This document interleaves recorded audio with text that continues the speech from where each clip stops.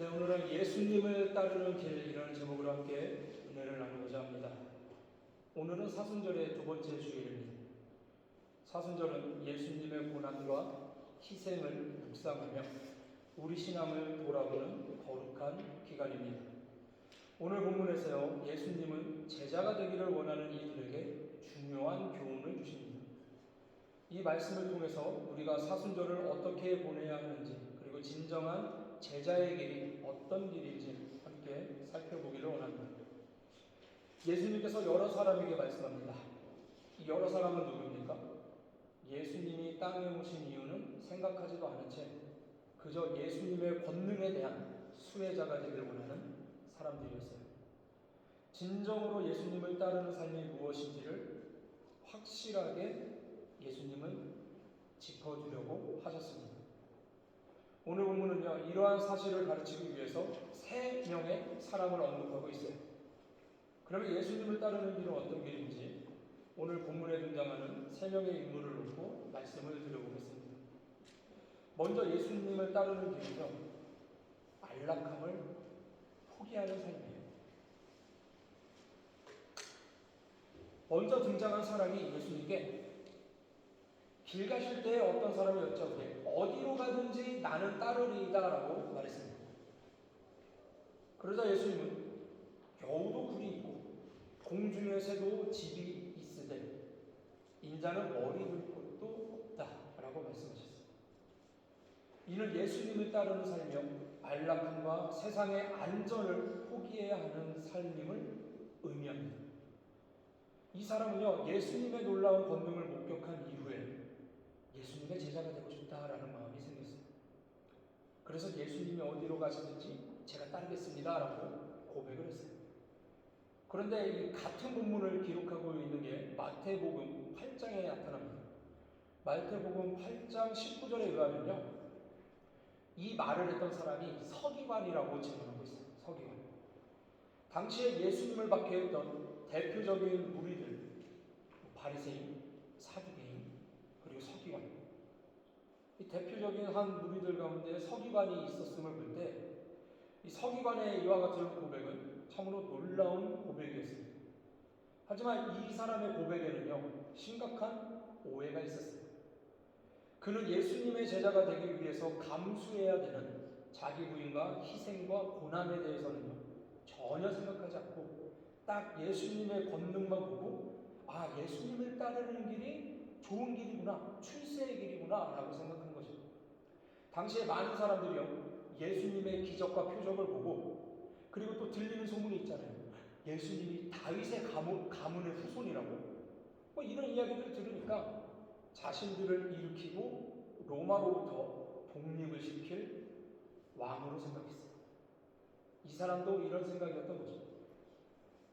그래서 예수님께서는요, 그의 말에 긍정도 부정도 안 하시고 여우도 굴이 있고 공중에서도 집이 있지만 나는 머리 둘 것도 없다,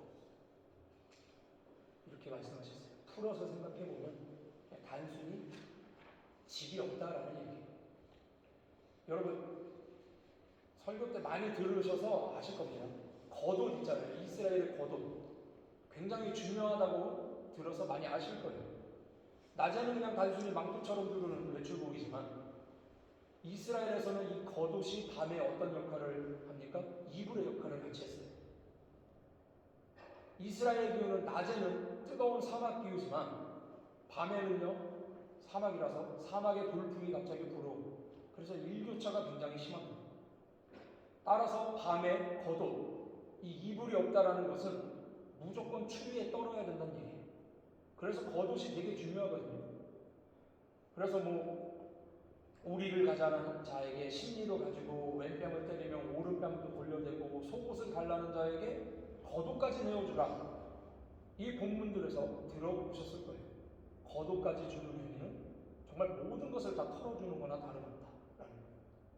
그런데 여러분, 집이 없다라는 것은요, 더 큰 차원의 문제예요. 새도 둥지가 있고요, 여우도 굴이 있는데 나는 머리 둘 곳도 없다. 천장이 막히지 않은 곳에서 자야 된다는 거예요. 야외에서, 벌판에서, 지붕이 있지 않은 곳에서 취침은 정말로 위험합니다. 자는 중에 무슨 일이 일어날지 모르고요.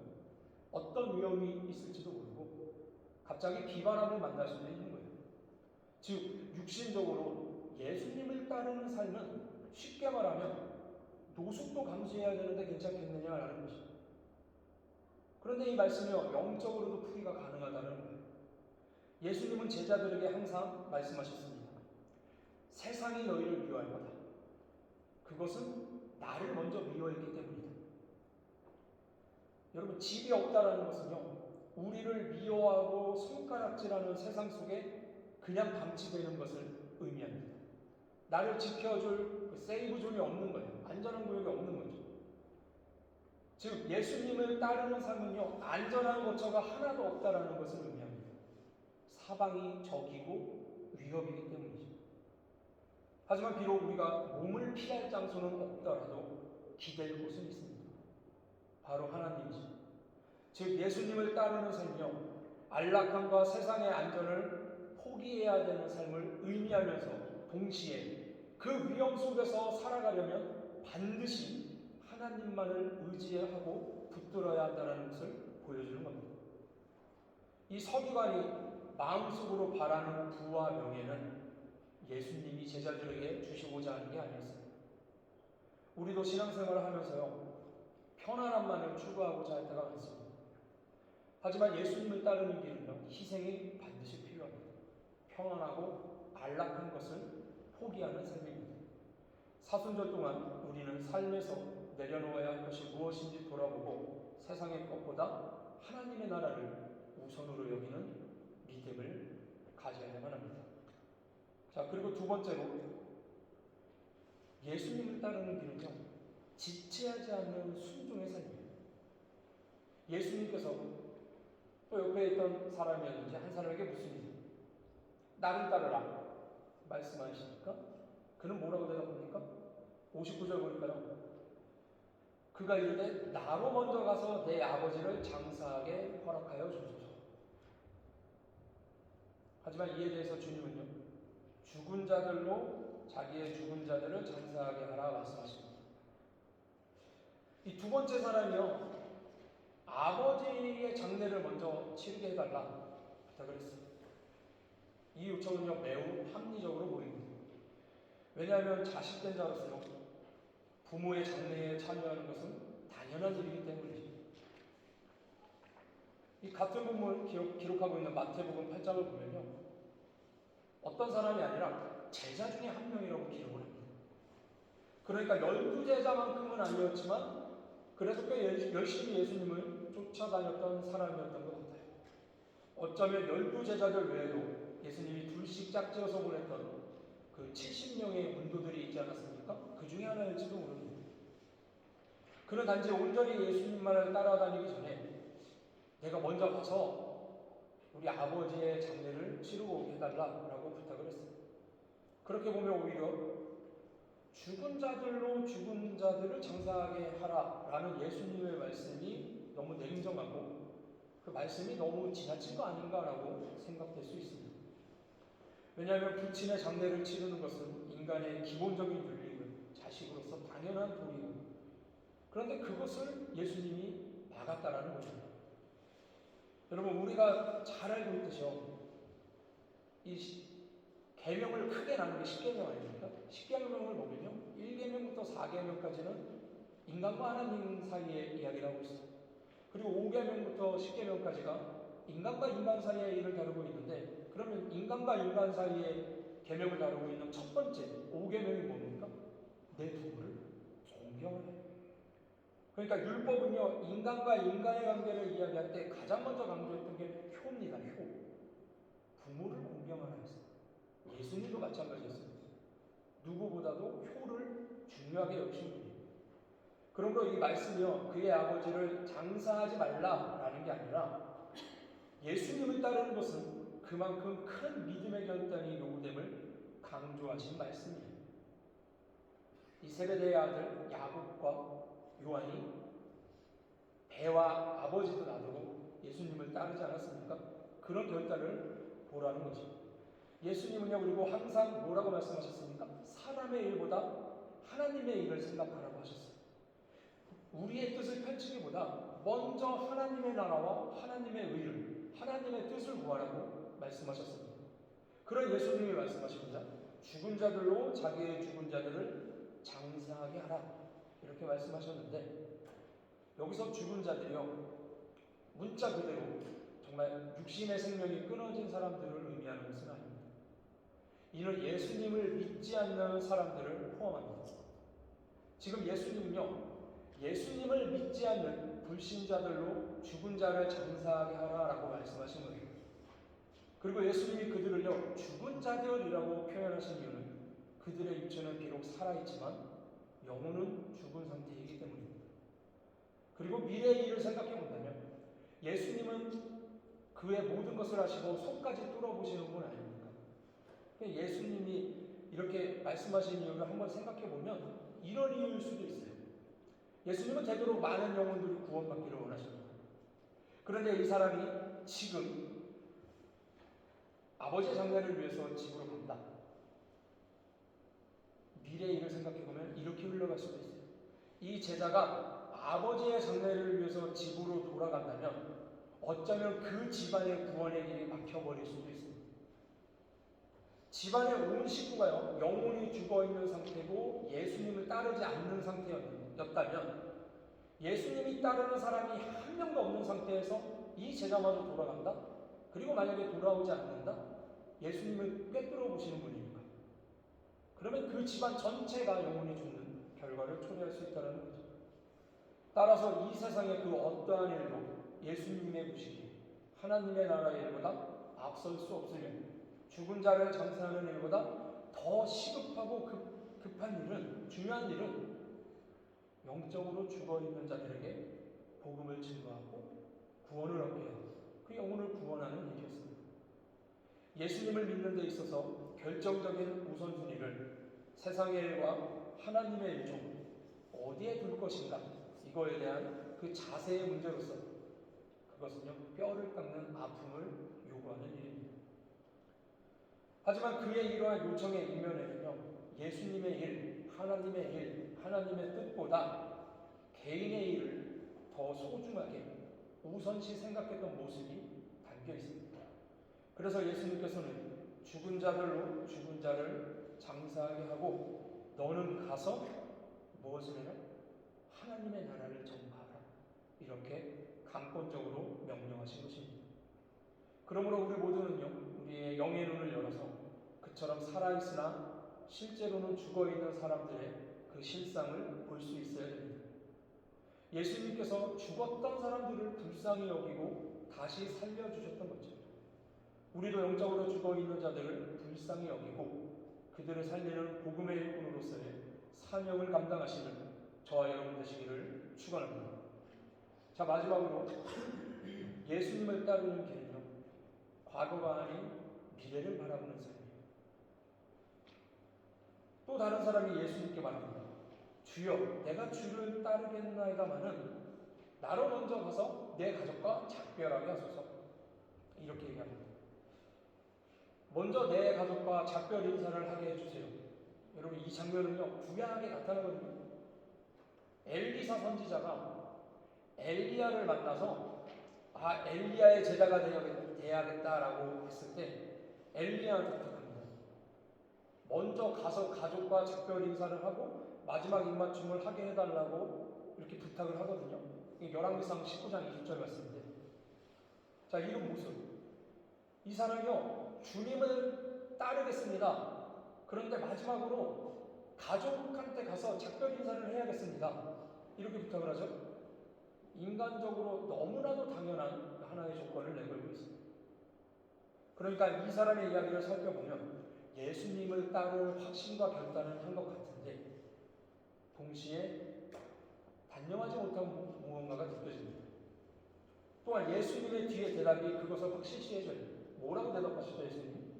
손에 쟁기를 잡고 뒤를 돌아보는 자는 하나님의 나라에 합당하지 않은 자다. 이를 통해 짐작해 보건대 이 사람의 마음이요, 가족에 대한 염려로 가득 차 있었고, 그 다음에 작별 인사 중에 만일 가족의 만류가 간절해질 경우 그 인정에 의해서 발목을 붙잡힐 가능성이 컸던 것으로 보입니다. 집안의 아들 하나가 밖에 나가 있다가 도통 소식을 몰랐는데 간만에 왔어요. 간만에 와서 나 예수님을 따라가야 해서 이제 집에 잘 못 들어올 거야. 그래서 작별 인사하러 왔어.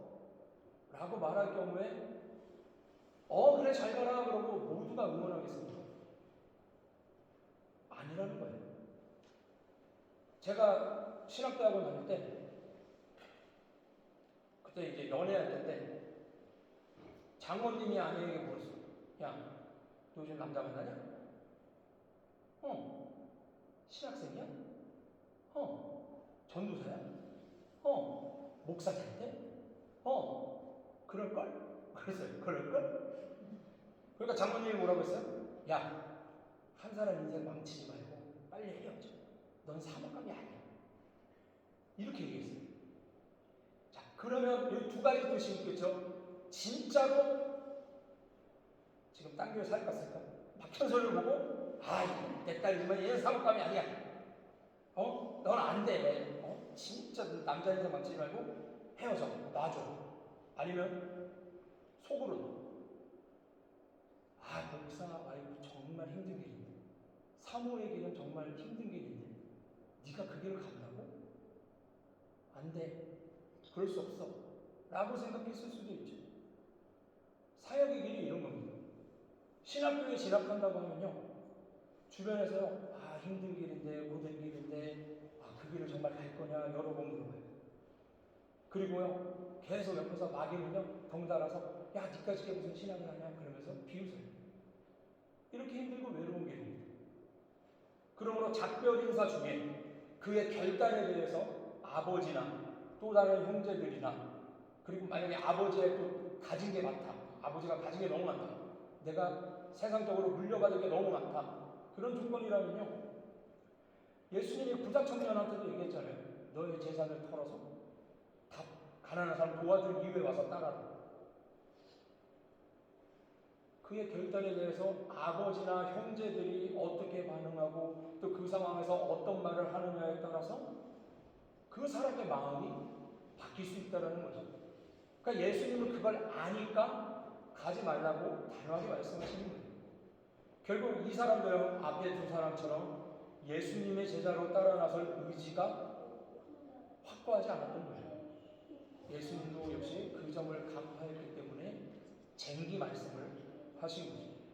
그래서 예수님께서는 그에게 손에 쟁기를 잡고 뒤를 돌아보는 자는 하나님의 나라에 합당하지 않다라고 말씀하셨습니다. 저희 할아버지가요 농사를 오래 졌습니다. 농사를 오래 졌는데 다행히 제가 소를 통해서 밭을 가는 건 못 봤어요. 그 시대까지는 아니에요.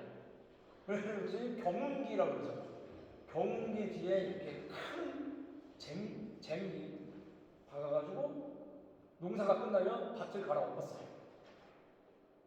그 밭을 보면 조그만 산이 있죠. 이랑이 있고 이제 움푹파인 고랑이 있는데 밭을 계속 유지하면 어떻게 됩니까, 여러분?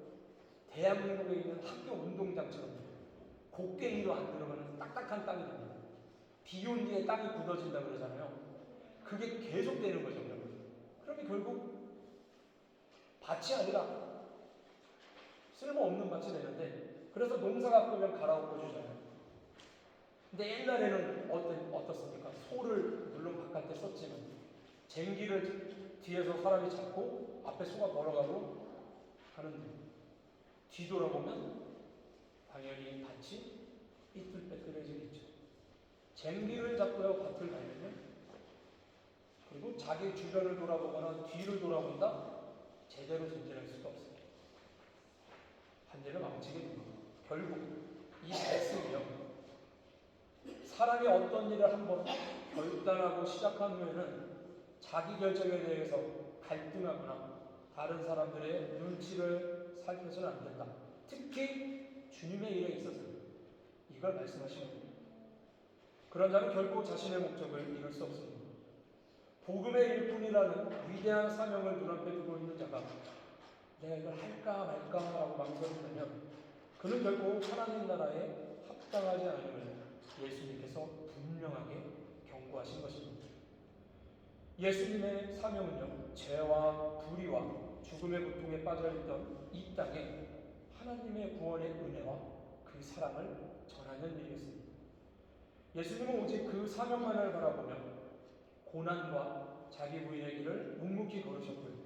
십자가를 지심으로 그 일을 완성하셨습니다. 그리고 예수님께서 걸으신 생명 구원의 그 사명을 우리에게 맡기셨습니다. 이 사명은요, 부모가 자녀를 낳아 양육하는 것과도 같은 사명입니다. 여러분, 부모님이 자녀들, 특히 아기들 양육할 때 대소변 받아내고 기저귀도 수시로 갈아야 되고, 옛날에는 기저귀로 빨아졌었죠.